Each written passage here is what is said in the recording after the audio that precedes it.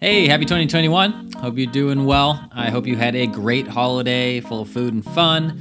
I was actually able to bring some fish, a sheephead, an opal eye, and a half moon to my grandpa over Christmas. That's going to be the highlight for a while for me. We made some ceviche together. He loved it. I've never seen a 94-year-old man just get super excited when I asked, like, hey, do you want to help me, like, prepare this fish? He was like, I'm all about it. Let's do it. So I'm going to cherish that one for a while. And I want to start a new tradition. So this is the first week in 2021, but I want to do a quick recap over 2 episodes, one primarily for fishing and the next one tomorrow for spearfishing. And this one we're going to be joined by the coach. He's like my mentor. He helped me so much just kind of progress relatively fast. And we do a whole bunch of different types of fishing. Last year, at least, we went after some sharks. We did some surf fishing. We went to the Imperial Valley for some catfish and carp. And we just did a bunch of stuff. So I wanted to kind of have him on. In the beginning of the podcast, we talk more so about conditions in case you guys are interested in going out this week, just to kind of be aware of what's out there. And then we just reminisce on some stories. We also talk about his good buddy and somebody that I was able to meet before he passed, Kalin. He's a legend. He created a bunch of different lures in the past, and just, humble man, super gracious. When I went to his house with Coach, he lived on a farm in the Imperial Valley and just had a ton of produce, and just, stuffed my car full of carrots and cauliflower. Just a great guy. So rest in peace, Al. See you one day, and let's start the show, guys. All right, Coach. Happy New Year. First and foremost, happy belated holidays and all that jazz as well. Did you do anything fun for New Year's Eve? Not too much on New Year's Eve. I went out to the desert on actually, I guess it was New Year's Eve. Yeah, I went out to the desert on Thursday and Friday. It was my nads off with the kids. No better way to bring in the new year than in the IV. That's for sure. Well, I think I ended with 26 fish, I think. Dude, laid down the hammer for a winner. That's slow. Great. It was slow, but the quality was really good. Oh man, can't complain. That's a lot of fish in my opinion. That's great. Yeah, but you got to go by the standards of where you are, right? I mean, you were in Florida and you caught 20 fish in the morning, it'd be slow. So the Imperial Valley is kind of like that. So good point. So what was your tally? Probably 11 catfish, some carp. I ended with 19 catfish, 4 carp, and 2 bass, I think. Ooh, nice. Was that smallmouth or big? They were all large. They were both largemouth, but they were small. Gotcha. But I didn't throw any lures. I threw basically nothing but shrimp and salema chunks. It was interesting. Nice. Well, I'm glad you got to spend some time with the kids. Did they catch anything, or was it all just bundled up in the car waiting for you to do your craziness? When I say it was cold, I mean it was cold. Like frost on the window cold. Oh, man. What was it down to, like 30s? Yeah, 30s. I'd say mid-30s. I've been out there with you in the 40s, and I wanted to die. So 30s just put me in the ground at that point. It's probably warmer down there anyways. I tell you what, man, that 2 to 5 pound class of catfish was on the chew from about 10:30 at night to about 2 in the morning. That's amazing. And I mean, I was racking them up from that one spot we went with that pipe that goes under the road. Mm-hmm. I pulled 5, I think, out of there, and the smallest one was about 1.5 pounds. That's awesome. That's amazing. So, 1.5 pounds would be that's good size, man. When we've gone out, that's about fillet size right there. Somewhere north of somewhere at 1.25 pound range, they become worth filleting. So, of the ones I kept, I think 4 of them were probably over 2.5. Oof. What is your top level? Like anything over 5, throw it back? Like once it hits about 4.25, I threw it back. I threw 1 catfish back, and I hooked 1 carp in the probably 20 pound range, 15 to 20 pound range. Another 20 pounder? Yeah. Dang. So I ended 2020 with 6. over 20 pounds. I'll take that, UK guys. Just kidding. But actually, I just pulled him up to the bank and popped the hooks. I mean, I'm not 100% sure how big he was. It was in the dark and everything, but it was definitely a big, meaty boy. And I just pulled him up to the bank and popped the hook out. He swam off fine, but I wasn't going to get down there and wrangle with him and fall. Yeah, I wasn't doing that at 30-some degrees. No way in hell. Well, I'm glad you didn't pass away from hypothermia. We don't need that. I tell you what, dude, just catching those catfish out of the pipe, my arm was numb every time I carried one of those back to the cooler. Every single time my arm was numb all the way up to the midpoint of my forearm. It was cold. It was cold, dude. Well, that being said, with the coldness, how is the coldness going to affect our fishing for this first week into the new year? Well, it depends on what you mean. Freshwater's definitely slowed down. Even the bass guys seem to be struggling a bit, which is normal until the winter pattern settles in. Then they start picking up. We should be seeing some surf perch, but again, I mean, I was down at the water today taking a look, and I mean, those waves were as tall as a one-story house. So I don't know. Anybody who's interested in checking out the waves, I got some footage. It'll be up on my channel sometime the night of the 3rd or the day of the 4th. And perfect. I took 1 minute worth. It's WERF TV, WERF space TV. Not the German fitness instructor with a very similar set of name, but anyways, I took a minute of footage and it was absolutely insanity. You could just watch the waves crashing right on top of each other and splashing onto shore, and it was nuts. What did you say it was? Less than 2 or 3 second period? Yeah, it was like a 2 to 4 second interval at most, I would say. And the sets are running maybe 6-7 minutes apart at most. Really nasty. So that means no diving, not even surfing. Yeah, actually, that's the cleanest I've ever seen the waves of the wave fleet. I mean, surfers. But yeah, it was. I didn't see a single dude out there, not one. Yeah, I don't blame him. That would just be a washing machine of fun. Yeah, and it was like for multiple directions. I mean, it was a perfect day to go surfing. You should have gone out there. So what is I guess we should then, if that's the case, we should start by looking at what the 7-day forecast of swells are going to be, right? That's kind of dictating everything. So this is basically PV, and there's a high surf advisory now until 9 a.m. Wednesday. Gotcha. For us, it goes to Wednesday night. So you guys get it till 9 o'clock down here south of you. We get it till 6 in the evening. But it's going to be downright nasty. High surf advisory until January 6th. I didn't get the surf line up. I had a problem loading it earlier. I might try that again in a minute. Oh, no worries. Man, it's also going to be foggy. That's going to be exciting. Yeah. Patchy fog. You know, nothing like some patchy fog and 10-foot swell crashing into a point to, you know, encourage you to get there and enjoy some quality time on the shoreline. Yeah, or just go for a dive and not know exactly where you are. Can't tell up from the shore. Can't tell up from down. Can't tell east from west. Man.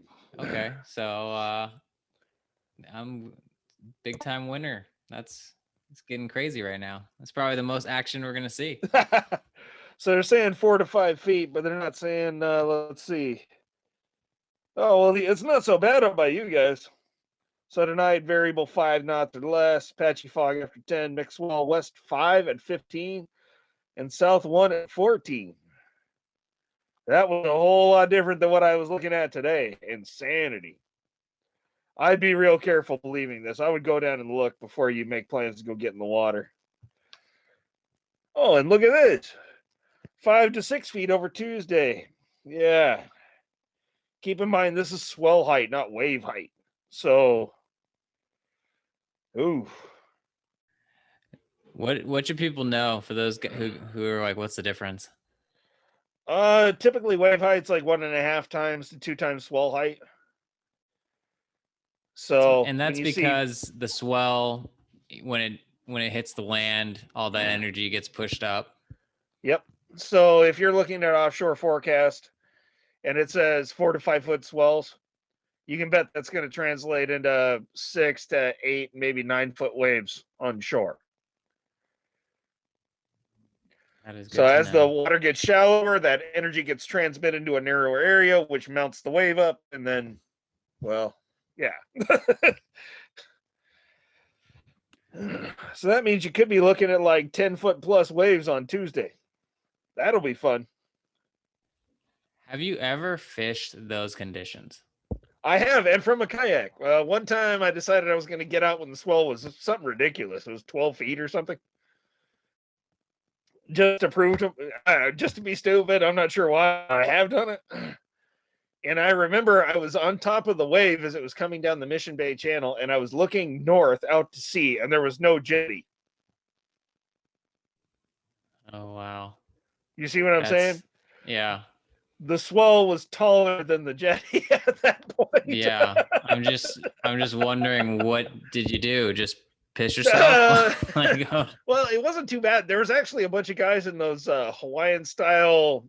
I don't want to call it a yak board because it's not, but it's kind of like a surfboard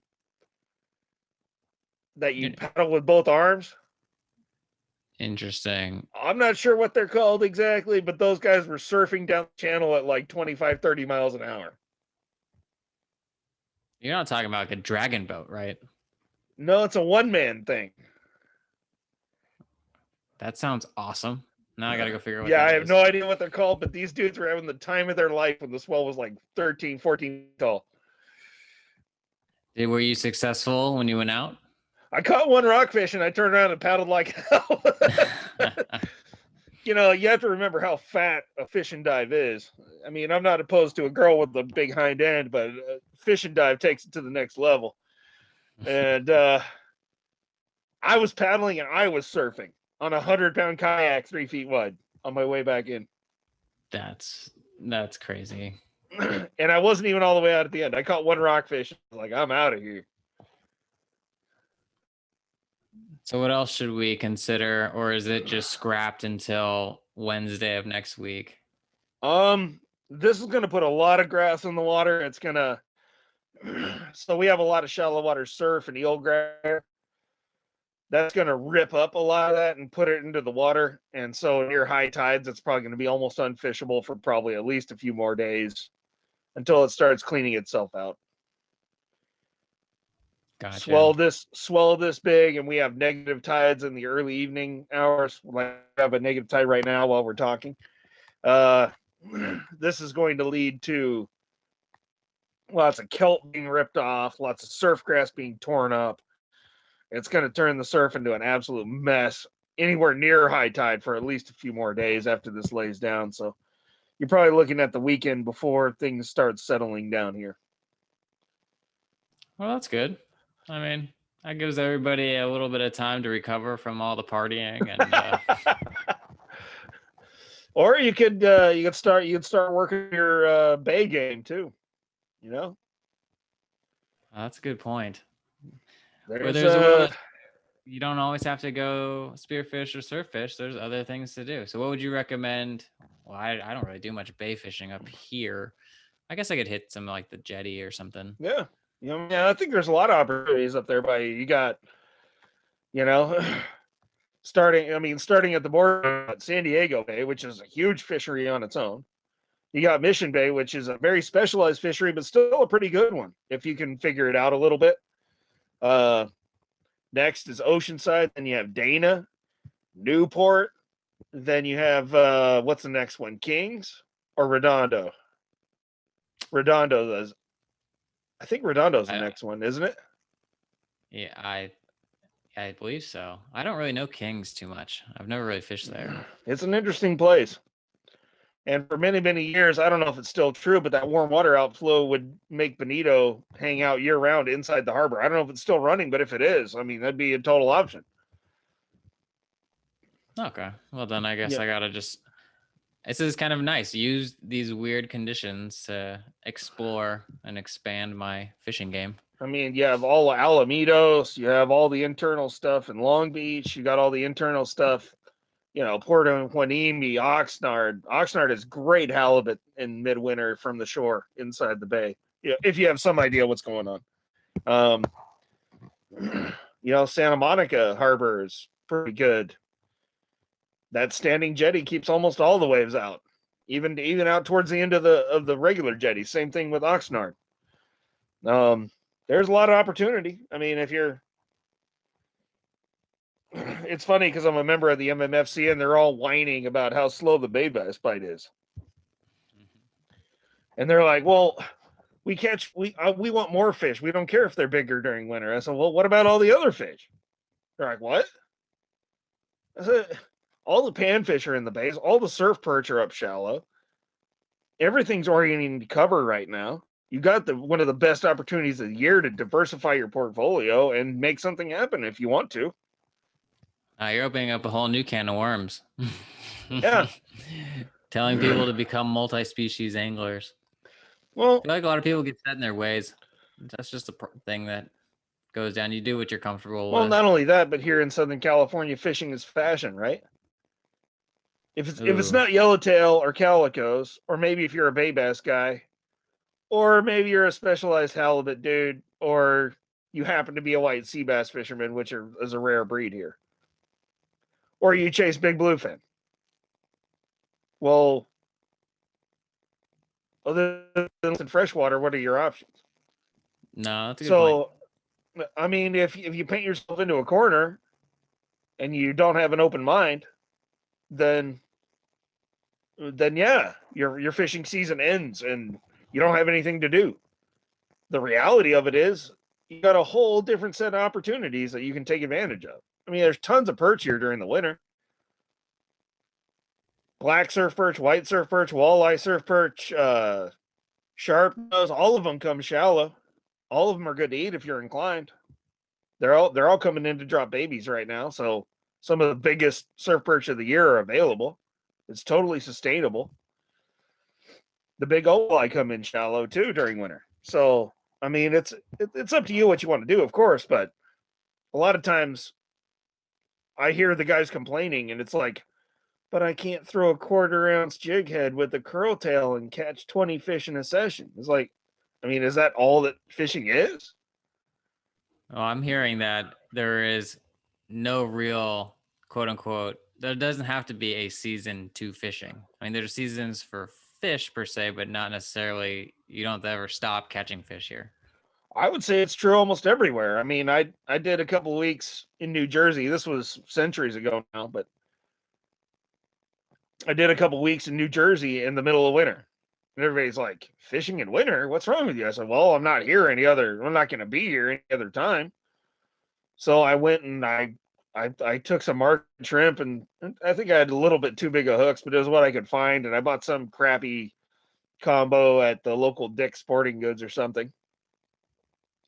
And I went down to a rocky area I found not far from where I was staying, just a few hundred yards away. And I caught a whole bunch of like really nice, really fat cunner or burgalls, sometimes they're called. They're a type of wrasse they have back east. Right. I mean, I took two or three. I looked up the regulations. I took two or three. I took them back. I cut them up, got them fried up. They were delicious. I probably caught 20. I think that's also a thing is like a lot of these fish, and it's funny because I follow a guy named Cut Professor, and he's kind of like just this dude I look up to when it comes to testing out different fish, just like you know, like not afraid to eat all the parts of a fish or try random fish that are totally delicious, but most people just don't know about it. And he was sending me all these like pictures from the Asian market where you just see all these opali, and it's just like, oh, it's actually called this in Japan, and you're just I'm like laughing because I'm like, it's just funny how we have these kind of like biases towards fish. It's like, oh, I can't touch that one because it's a trash fish. And it's like, uh, a lot of these fish are delicious. period. Like, you just got to try it. You just got to figure out a way to cook it and just go after it. Let some of the pressure go off of some of the bigger fish or the more, targeted species. Or even just occupy yourself during your quote off season. I mean, it's not all stripers. If you live in New Jersey, I mean, there's got to be other stuff out there if you're willing to target it. And I'm not saying give up on your chasing your stripers during the summer, but there's nothing wrong with catching some burgal during winter when nothing else is really doing. And I'm telling you, dude, these burgal were fat. I had to get an ID from a guy standing down there. He goes, "That's a cunner."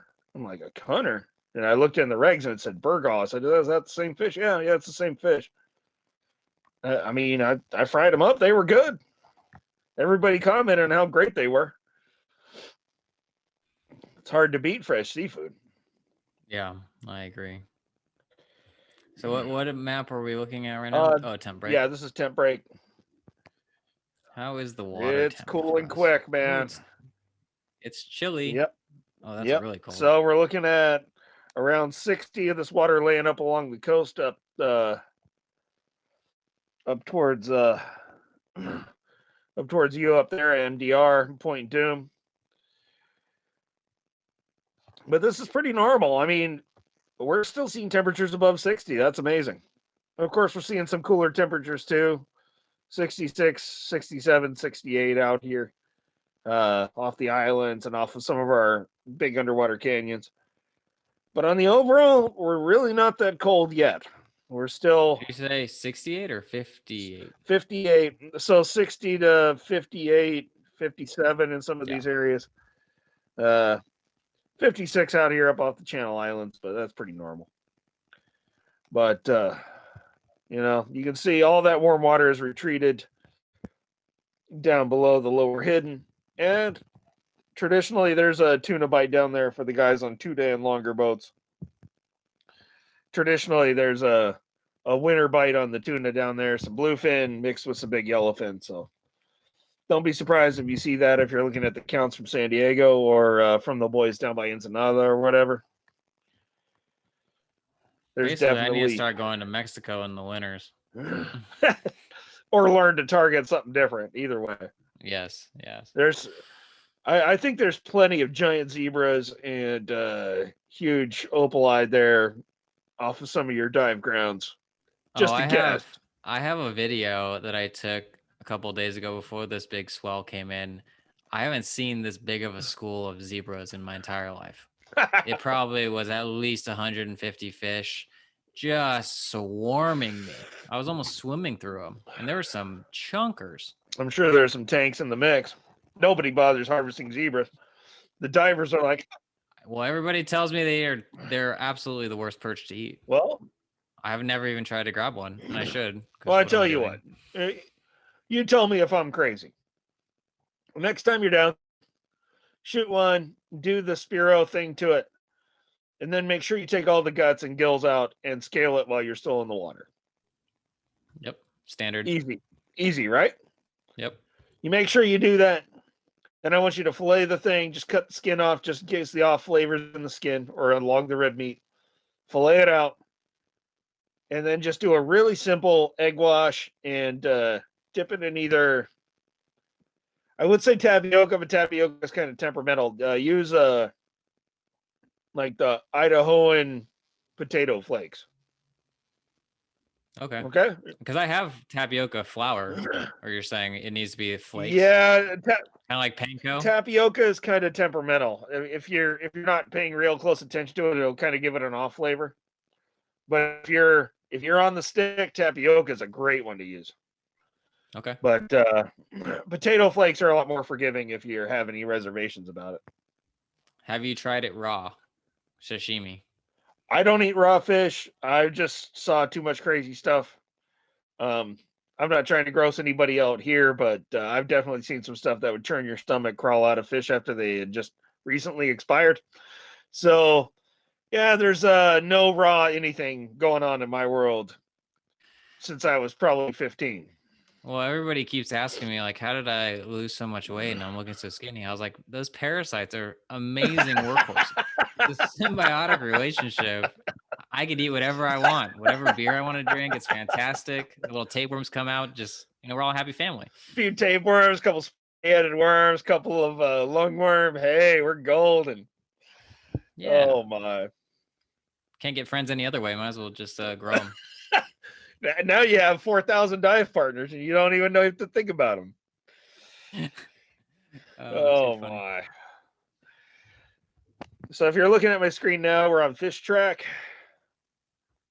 Water temps in the 50s up north. That's pretty normal. 52 out here. It's probably a little warmer here, 55.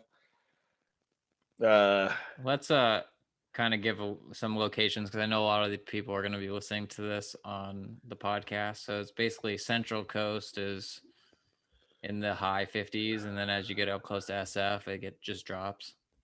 Yeah, you're looking at upper 40s, maybe up there. So, just out here off of Monterey Bay. I mean, I won't say a few miles because that's a little understatement, but you got some water out there that's probably approaching upper 50s. But most of this water laying in here along the coast is in the low 50s between, I don't know, you're just out here south of San Francisco, Half Moon or whatever, down to Monterey and Point South. This be a good time now that you mentioned, like, hey, to go diversify your attack. This should be good to hit the jetty with the Black Widow and just kind of like see what's in between the rocks. Yeah, right where the rock meets the sand. Taking a few old hot dog buns with you, a couple pounds of mussels, chum them in on well, it depends on where your position is, but I would say an outgoing tide for most inside jetty conditions. That way that chum will work its way out along the jetty and draw those fish to you. Kind of throw it up current of you a little bit, have it sweep across the rocks and into the channel. Build that body of fish in front of you and down current. Don't be afraid to make a few casts down current just in case.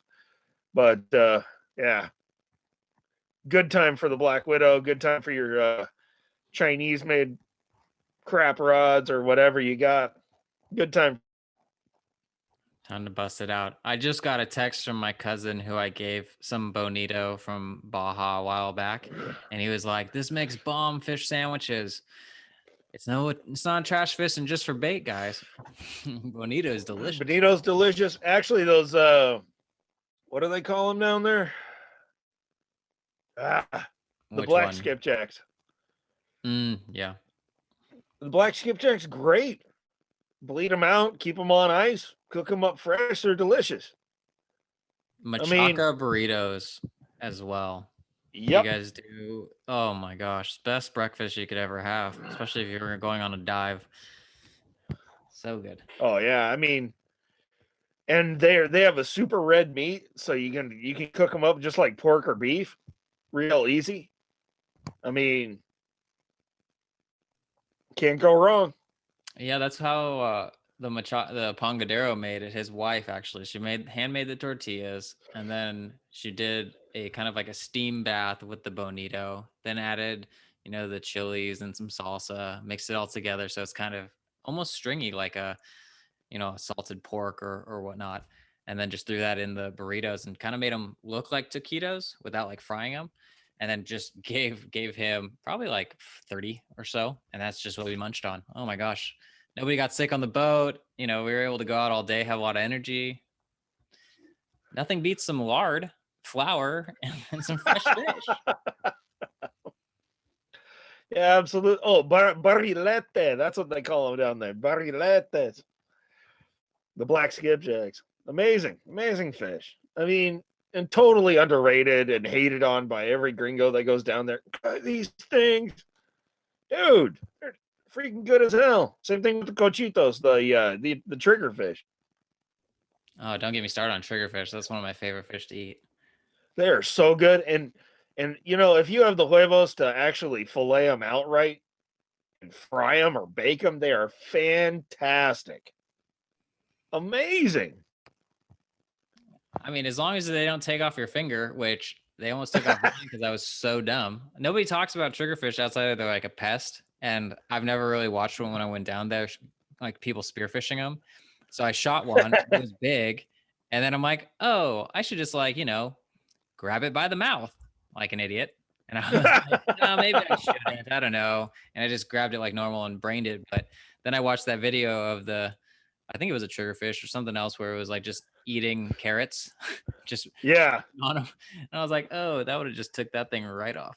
Okay. Oh yeah. Oh yeah. Triggers are nasty. The only thing worse is a puffer fish, maybe. Ugh, those things give me the willies.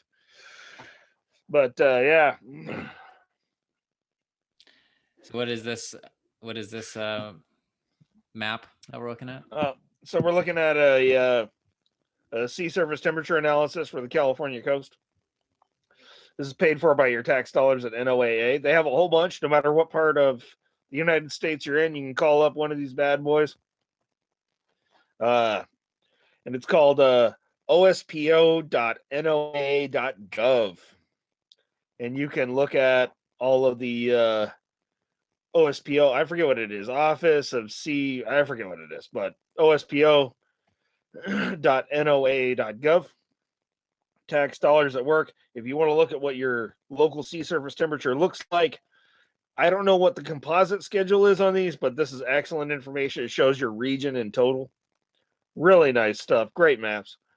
And it shows quite plainly this 60-degree water along the California coast, bleeding into upper 60-degree water down here off Baja. And it shows an even colder spot in the extreme northern end of the Sea of Cortez. And it shows all this really cold water that we have going from San Francisco north. Really good stuff for those shore rockfish guys up north. This is perfect weather, great weather to get lingcod, etc. Fun for those guys up there.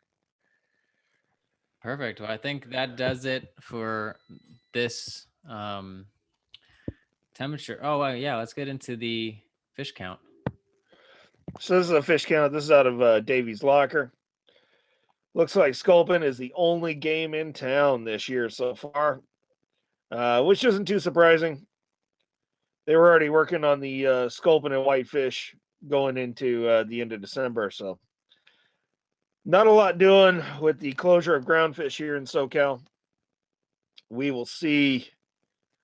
I mean, we will see how it goes. We got some changes coming to our regulations right now, so hopefully we'll have the chance to get into that a little bit. Yeah, for sure. I think just really quick for the sculpin game, you're just recommending those guys going out to try a knocker rig, or what do you? How do knocker rig? They call them sculpin bombs here in Southern California, but it's basically just a big Siwash hook attached to the bottom of a torpedo weight. Gotcha. Those are good. I like a jig head with a big chunk of meat on it, or a big plastic with a chunk of meat on it. It's really good for sculpin too. I would really be interested to know if the boys out of LA Harbor, I didn't look, but usually during the 2-month shutdown in groundfish, they go out to the sand dab grounds and they just fill 5-gallon bucket after 5-gallon bucket with sand dabs. I'd love to know if they're doing that this year. And I really hope the Humboldts make a comeback this year, but the water just doesn't look cold enough to me. So, I mean, we'll see. We'll see if they show up or if anybody bothers to target them if they do, but kind of hopeful. How big do those Humboldt squid get? Anyway, I think they get like 60 to 80 pounds. Holy cow! I caught one off a lot of calamari. Yeah, I caught one off my kayak once, off the La Jolla Canyon when the big ones were around. This was probably 15 years ago. And I brought it up to my kayak, and it was almost as long as the kayak, and it had a whole bunch of other ones with it. And you could eat those? Oh, you can. They don't have as good a flavor as the smaller ones, but you can treat them and, turn them into pasta. A lot of guys strip them out like linguine. They run them through a pasta roller, which tenderizes them and cuts them into strips. There's a number of ways to prepare them, but you might want to get your cholesterol checked afterwards there, John. I mean, I don't know. Hey, I'm working out now. I can eat bad. I'm good. I don't know that it's bad. It's just really high in cholesterol and saturated fat. I had no idea. I always thought calamari and squid was healthy. Just a protein source. It's healthy, but in moderation, I think. Yeah, so 60 pounds in one sitting. It's not that big a deal. Yeah. Good luck. Let me know how that goes for you. I expect a full report from the bathroom afterward also. Well, I think this does it for what's the summary? Would you say for this week? Not the best surf, not the best dive. Go explore a few other spots, freshwater or some bay fishing. Just expand your horizons for the week, and then Check out your bay and jetty fishing, maybe your local creeks if you're inland a bit. Make a run out to the Imperial Valley or Colorado River here in SoCal. You know, but the real takeaway is if fishing for your usual species is slow, there's no reason to set down the spear gun. There's no reason to set down the fishing rod. There are other targets available. There's other stuff you can do. If you focus and if you're motivated, there's other stuff you can take care of for sure. perfect. Let's shift gears a little bit and go into some of the updated regs. Do you know them offhand or? I would pull them up, but I don't have them ready. So basically, the changing groundfish regulations here in Southern California. I don't want to get into Central and NorCal. Theirs are changing a little bit, but not like ours are. Right now, while rockfish is open, we are able to fish up to 450 feet down. They are changing this for the opener on March 1st to 600 feet. This is a huge improvement. This will open up some really big areas along LA's coastline and Santa Barbara and down here in San Diego in particular. Places that are closed now will be open for miles. Steep relief hard bottom areas, low relief hard bottom areas, all kinds of like the lobstering grounds and a bunch of other stuff is all going to be opening up. So it's going to be a real game changer. The guys that get out there on March 1st and put a carcass on bottom from kayak or from a boat or whatever the hell you got, a paddleboard, whatever you can get out there into that deeper water and drift for. Those fish have been shore for what, 11 years now, 12 years. It's been that long since we haven't been able to go down that deep. Holy cow. Yep. Feels like just yesterday. It feels like yesterday, but it wasn't, dude. And those guys chasing big reds, big lingcod. This opens up guys who are drifting sand dabs for bait for Greenland halibut. There's a bunch of opportunity to be there that weren't there 3 days ago. So when March 1st rolls around, we got a real opportunity to make good. If you have the opportunity to make good, I strongly encourage you to do so. It's opening up a little bit in Central and NorCal, not like it is for us. We're not talking about expansion of hundreds of miles of bottom or anything like that up north like it is here. This may also impact part of Santa Monica Bay offshore. So does this mean you're going to come with me on the boat? We got to go. If I can. If at all possible, I'll come. It's super difficult for me to get away, mandatory overtime at work because of the COVID crap and all this nonsense.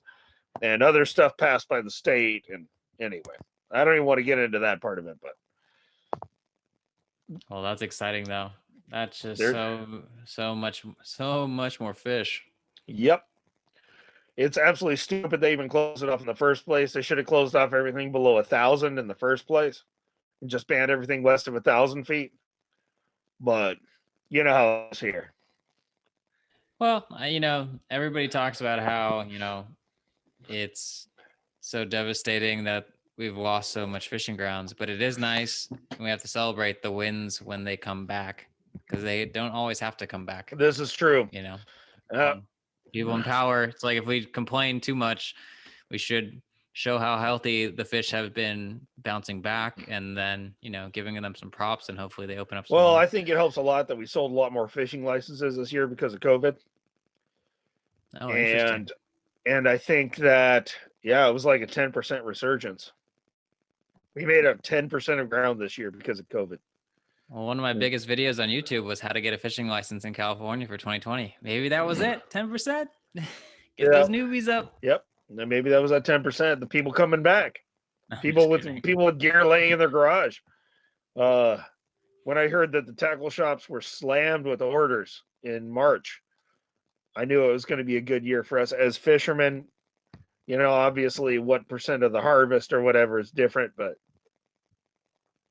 this opens up a huge opportunity for us to make good that we didn't have just a few days ago. So definitely exciting stuff. Well, perfect. Is there any other regulations you want to touch on? Is there any changes to anything else? There are some other changes, but I mean, if you're interested, obviously look them up. Uh, I was really happy a couple years ago when they removed the size 2 hook restriction from sand dab fishing during the close season. That was a huge headache. Thank goodness they saw the error of their ways, and it was costing them money. I'm sure it was costing them day trip licenses from all these people who had gotten used to going out and catching sand dabs. And now, well, anyway, but yeah, that was a serious improvement. But there's a few other changes to the regulations. Basically, everything's coming back well, and really, we should be allowed this year. They were talking about it last year, 1 cow cod per person in Southern California. If they ever decide that that's something they really want to do, that'll be an excellent addition to our arsenal, and it'll reduce a lot of waste and hassle that we face now here. One other part of the regulation that just came to my mind is they're reducing the limit on vermilions from 10 to 5. What are your thoughts on that? Out of your 10 rockfish, only 5 are allowed to be vermilions. I kind of understand it, but at the same time, I think it's kind of pointless, because if you do that, guys are going to fish for the biggest 5 vermilions they can, and they're just going to throw the other ones back and they're going to float off. And that would be super hard to try to enforce if they're going to try to do descending devices or something in the future. It's going to be really hard to prove anything in court. So I think they're making a little bit of a enforcement nightmare. And especially with so many of our really good eating local species being opened up, like chili peppers don't really occur shallower than 450 feet too often. I mean, it does happen, but not big schools of them. So I'm sure we're going to be tangling with a lot more chili peppers and widow rockfish and bank cod and stuff like that we don't really see in the counts now. We're going to be seeing a lot more of those fish, so I don't really feel like that 5 limit on vermilions is really going to be that helpful. I like how you brought it up, because a lot of times some of these regulations are good intentions, but the downstream consequence is so much worse. Yeah, well, I mean, if you have a guy that's really insistent on 5 big vermilion, how many smaller vermilion is he going to kill to get that 5 that he wants? Yeah, part of me should just be the first 5. Like, that's kind of like the change in the wording that would have been like, yeah, but how do 5? But how do you enforce that though? And how do you? I mean, it's an enforcement nightmare, no matter how they try to go about it. But yeah, I mean, it's kind of 6 of one, half dozen of the other. On the one hand, you hope guys have a good sense of ecological stewardship, but on the other hand, you're going to get those ding dongs that take advantage of the law. Yeah. So I guess you could always rationalize that the fish or whatever goes back in the system, but yeah, we've watched a lot of rockfish float away over the years. Yeah, me too. Fortunately, they just need a better device. Honestly, we just need a better device that sends them back down. That you don't need another rod or that little tool, or at least have that tool where it's like constantly going all the time. Well, can I just give you my thoughts on the descending thing for just a second? Yeah, for sure. So most of us here in SoCal, we fish 4 to 12, maybe 16 ounces of lead or steel. You can bend a clip out of a coat hanger that has a little thing hanging off. You can put a couple rockfish on there, and then when you toss your rig back in and drop it back down, you can take 2 rockfish down every time. Oh, that's interesting. It's not hard. You can make them out of paper clips or shark wire or whatever. There's tutorials on YouTube. There's a bunch of stuff about it. Maybe you and I can make a video about it. I don't know, but yeah, it's really not that. I'll just make one, and if anybody wants one, even if it's for a few bucks or something, or maybe I'll get it subsidized. Like, it just makes sense to have it in your tackle if it doesn't hurt anything. Yeah, I mean, you're not really sacrificing more lead because the thing points down. I mean, it's a simple solution that we can do as anglers, not necessarily through the state or by regulation or whatever. Something we could do. We could get started, you and I, if you wanted to. I can help you design the thing, and then bending it up will take a few minutes each one. Yeah, I'm down. I think it's just that statement right there. We shouldn't have to wait for the state to put something like a regulation. Like we should all, as a community or in a group, just like look for these little solutions, little innovations, and then do it ahead of time. And because otherwise, we just get the regulations slapped on us after everything's been taken advantage of, and then we Yep. complain. So it's like, why don't we just innovate and be like, well, this is a problem. We've seen it for decades. Let's just fix it, and then educate everybody to do it. Yeah, I mean, and it's Fix it. something. I mean, even if people were making them in their own garage or whatever, you make up 2 or 3 or 4 the day before you go out. And I mean, a paper clip's not hard to find. Some steel wire's not hard to find. Or if you really wanted to make a beefy one, make it out of a coat hanger. I mean, it's not complicated. We understand the principle. Well, perfect. We'll work on that together. All right, so let's shift gears a tad bit. How was your 2020 of fishing? Let's do a quick little recap. I know we did a bunch of stuff, even though it was a pandemic. We still were able to get some fish. We were. What was your? Let's go through the first quarter. So January to March of 2020, we did get that unofficial California state record for our soup fin. I wish you didn't tell me that after a year passed. Wasn't that big? It's not that big of a deal, dude. I mean, if I know, if you really want to be in the record books, it's not that hard. Just pick some low hanging fruit and catch one. I mean, the IGFA record for pelagic rays is smaller than the smallest pelagic ray I've ever caught. So, I mean, there's definitely some fruit you can pick there if you really wanted to. Obviously, it's up to the individual anglers. I mean, it's more hassle than it's worth. And it honestly is a big hassle. I'm pretty sure that's why most people who are ballers who catch all these big fish don't care for the records, because you have to just go through paperwork and certification scales and pay money to people to get that ego boost. Yeah. Also, I can say I caught the world record zebra perch. I mean, at what point do you? All right, enough's enough. Hey, man, I'm making a name for myself for Opal, so I'm the guy who wants to shoot him with a spear gun and then tell you to eat it. So, well, I think zebras are a more logical place to start. Absolutely, I'm gonna go take one. I always pass them up. I'm gonna go take one next time. Okay, so then after that was fun. I think we should do a little bit more shark fishing this year if you have time, or some rays. I would love to do that. That was one of my favorite experiences from last year. Then we did a lot of IV stuff. We did, and this leads to one of my favorite things. I think it's pretty well confirmed, although I'm not 100% sure, that you and I were the last people to officially talk to Al Kalin about his life in lure making. I think we were, and it's my bad for not posting that video just yet. I don't know. As I learned more about him, I'm like, I can't mess this video up.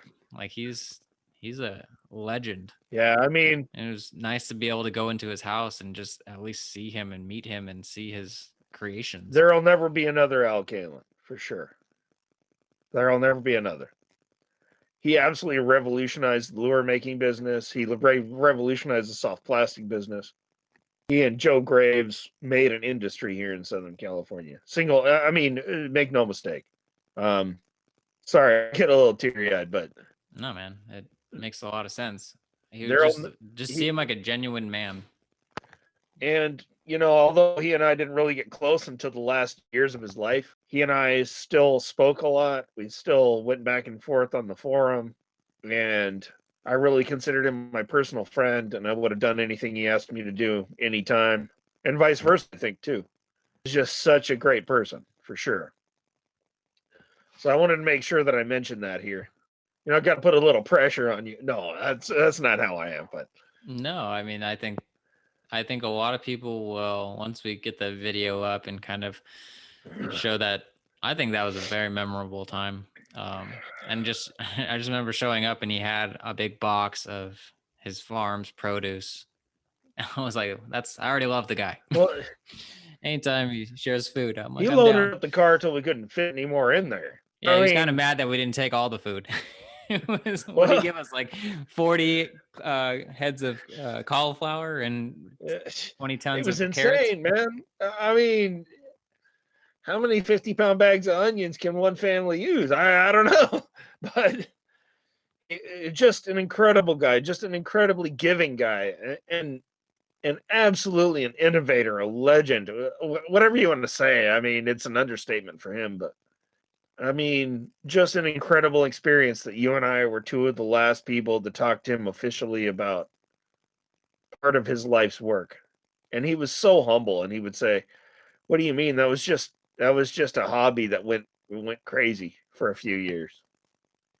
I mean, how does a guy who changed the face of lure making and soft plastics and injection molding and all the other stuff that he did, how does that guy have an attitude that he was so humble, and when he was so instrumental in so many aspects of, I mean, it's crazy. Yeah, absolutely. But yeah, that was absolutely one of the highlights, not only of this year, but of my living memory, was talking to him. Well, thank you for hitting him up that one time we went, and we were able to make good on seeing him before he passed. One hell of a guy right there. And I mean, that really is the highlight of 2020 for me in any kind of personal or really one of the highlights of 2020 was the fact that you and I went and talked to him, and it was crazy.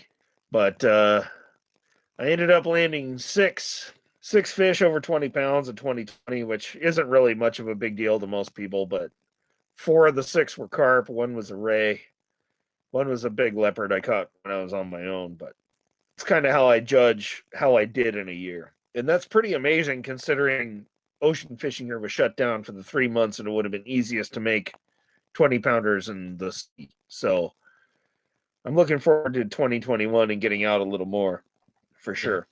Yeah, absolutely. I think 2021 is going to be a good year, man. Fingers crossed, knock on some wood. Absolutely. Then I think let's do a little Q&A. I've been getting a lot of questions. A lot of people listening to this podcast have been sending in questions, and seems to be the surf fishing questions are right up your alley.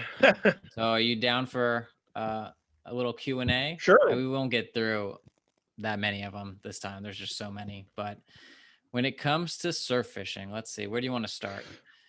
A basic one. Here's a super basic one. What fish can you catch surf fishing around here? Around here? Yeah. Oh, hell, in Southern California, we got everything from calico bass. And I'm just talking about the common fish. We can talk about the uncommon fish if you want, but it's, I mean, pretty common for guys to catch soupfin sharks, diamond rays, certain species of gill sharks, but really the smoothhound sharks, the leopard sharks are super common in most of Southern California surf. The Stellar's round ray is a really common catch in SoCal surf. Spotfin croakers are fairly common, though not as common as, say, yellowfin croaker or white croaker up kind of the northern end of SoCal. The white croakers and tomcod and those fish, queenfish, become a little more significant in surf catches. During winter, we have surf perch. So we have the barred surf perch, which is our main one. And then we have white surf perch, black surf perch. We have shiner surf perch, also called the 711 by some people.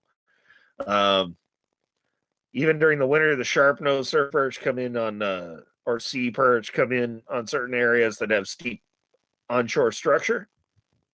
So we'll see those come in.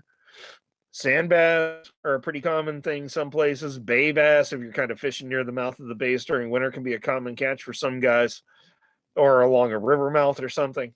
Hell, during the summer, we have Corbina as a main target for the light line guys during summer. And I mean, shoot, in rocky areas along the surf here, we have opaleye, half moon, zebra perch. Black surf perch are really common in the rockier areas. Black croaker can be common in the really rocky areas, especially like those jetty type surf conditions or areas of mixed rock and sand. You see them a lot. There's literally dozens, if not hundreds, of potential targets in the surf here, including all the way up to white sea bass and yellowtail for some guys. Yeah, you also have the rock wrasses, sheephead. I Rock don't know if you rat. mentioned those ones. Oh, the yeah. kelp fish. Gosh, the Yeah. list is endless, apparently. Yeah, I mean, the giant kelpfish, spotted and striped kelpfish. For the micro fishing guys, what is it? The hairy blenny and the woolly sculpin are really common catch. I mean, it's everything from 200-pound gill sharks all the way down to what are those things that live in the ghost shrimp holes? The cheek spot goby. I mean, if you want to do Tanago for the cheek spot goby, winter's the best time possible because that's when they're up in the ghost shrimp holes. And that's when the ghost shrimp are up near the surface. So that's when they're available too for the Tanago micro fishing guys. I mean, we really have a wide variety of potential surf fishing species here. And a bunch of them aren't really targeted too much by anybody, too. Yeah, I think this goes back to our earlier point.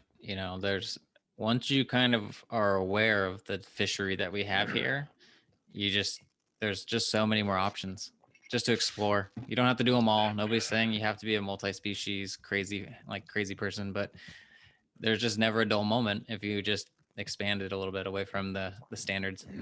I mean, if you diversify, the sky's the limit. Really. Absolutely. Second question, and this is another basic one. Can you surf fish at night? I would say it's one of the most productive times, but a lot of these surf fishing questions are going to come back to the same thing. It's a question of target. What's my target? What am I trying to achieve? Am I going for big fish or do I want fish for the frying pan? Am I going to do catch and release on a 180-pound bat ray? Or do I want to do a catch and cook or do I want a couple of calico bass for my oven? I mean, it's really a huge variation depending on what it is you're trying to do. In general, I would say bass, sharks, skates, and rays are a lot more common at night, and that includes things like guitarfish and banded guitarfish. The Pacific skate is not often seen off of our surf here, although it's a little more common elsewhere. But I mean, there's nocturnal species and there's diurnal species, and then you have crepuscular species like jack mackerel or half moon, for example, really active at dawn and dusk. And then you have fish that are active during the day. That tends to be like opali, although you can catch them at night too. Or what's another diurnal species? Like the chub mackerel in some of the cliff areas, for example, can be caught during the daytime. At nighttime, it's more of the nocturnal heavy hitters, big predators. And there's some specialists too, like the black croaker that's be able to be targeted at night from rocks. I've seen a lot of those diving late at night get really active. Yep. They're the ones that cluster up, right? Yep. I don't know if you've seen them. I'm like, what are all these things? And they're just always in a tight cave. A lot of times, shouldn't say always, but there's always or a lot of times, like 5 or 6 or 7 of them just clustered together. That sounds exactly like it. The dark fish with a white bar on the side. Yep, That's exactly. It. Okay, and the last question for this: what's the best time for surf fishing? Like I mentioned a minute ago, a lot of the targets for surf fishing you have to know what you're going for. Like a lot of the barred surf perch are really good. What you're looking for is an incoming tide in the early morning or later afternoon. Seems to be the most productive for me, although you can catch them all day. And again, if you were targeting something like black croakers or calicos, you might go on that pre-dawn or after dark program. For me, incoming tides tend to produce better than outgoing tides, although some spots you'll find the outgoing tide will carry your bait out to the fish and you'll be able to get them. But it all depends on how the tide affects your target and the spot you're fishing. So this isn't one of those things you just go down and cast out blind. You kind of think about it a little. What am I trying to do? Where am I going from here? What's going on? Do you think this is why a lot of people stick to one fish a few fish that they're comfortable with, because there's so many variables to kind of try to deduce, versus just be the guy who's like, it's incoming tide. I'm just going to go out and have some fun, get away from the world for a little bit. And then whatever happens. Well, you're talking to the ultimate stuck in the rut guy. So this is what I do. I wait for an incoming tide that peaks a couple hours after sundown. Then I can start my session. I can target perch, I can target opali, I can target half moon or sargo as night comes on. Then as it's getting fully dark, I'm switching over to black croaker, or I'm switching over to calico bass or sculpin, depending on what kind of thing where we're talking. And then as the tide really fills in, I can start focusing on things like sharks and rays. skates. So to me, it's as a species guy, and of course I am a species guy. I'll freely admit it. I'm not trying to hide behind anything. As a species guy, I fish conditions, and I try to match my. I try to do my best guess as to the species versus conditions. But I mean, I've seen it where I'm totally wrong too. And that's part of what keeps us coming back. I love it. I love it. Well, I think if you guys find this valuable, keep sending in your questions. I like this. There's so much I want to just ask you my own questions. This is what other people are saying. Coach, I think this is perfect for this episode. Is there anything you want to leave people with? Well, if you're inclined to get out, I would tell you, as I always say too, to everybody, whether or not you get out there and catch some fish is up to you. The fish never went away. At no point did anyone just shut the spigot off and all of a sudden there's no fish somewhere. I've never seen it in all my time on the water. And I mean, it's just as true 100 miles offshore as it is in 3 feet of water on the beach. You know, some guys get hung up in casting a certain distance, or they get hung up with a one certain target that's available for 3 months, and then they don't fish for 9 months, which is fine if that's really all they want to do. But if they wanted to fish the other 9 months, I think they could. I don't care if they are in Maine. I don't care if they're in South Florida. I don't care if they're at the tip of South America. I think that if you're inclined and you really want to get out there and chase some fish, I think you can anytime. You might have to adjust your expectations. You might have to adjust your species. If you just want to find out what's in your local water, go get a wheel weight or a big screw or something, or even a railroad spike if you need one. You know, you need 12 ounces of steel to get out, and tie it on the end of your line. Tie a spider hitch up above where it's not going to tangle with your weight. Put like a number 6 or number 4 hook on there with the chunk of shrimp or mussel or whatever you have laying around. Or and I don't care if it's a hot dog. What's the worst thing that's going to happen? You're not going to catch any fish. But if you get out there, you know, a piece of shrimp out on bottom and you pitch it out somewhere where you have some sort of mixed bottom of rock and sand, or hard bottom and sand, or a beach trough, or whatever you have along a jetty somewhere or whatever, I bet you can catch fish. Even in the middle of January in Maine, I'll bet you there's something there to eat. So if you want to get out, I encourage you to get out. Of course, if you don't want to, you know, I'm not going to put the gun in anyone's head, but if you're inclined to get out and you want to go catch some fish, I think you can. I think you can 24 hours a day, 7 days a week, 52 weeks a year, no problem. Yeah, I agree with that. And I think the only other thing I would add is it's all also about patience. Yeah. Some people expect the hot bite all the time, but you just kind of have to have some patience. Got to be out there, you got to buy your lotto ticket. You can't win if you don't buy the ticket. So, and then you just got to wait. In the last 2 weeks, I've caught more big bay bass than I've caught probably in the last 7 or 8 months. And what was I doing? I was trying to catch some smelt for bait. A size 8 hook, a piece of shrimp on my 6-pound test gear. I have caught some absolute beast mode. Well, not beast mode spotties, but like 14 to 15 and a half inch spotties. Hey, that'd get some people out of bed and on their kayak right away. So, I mean, they were peel and drag on 6-pound.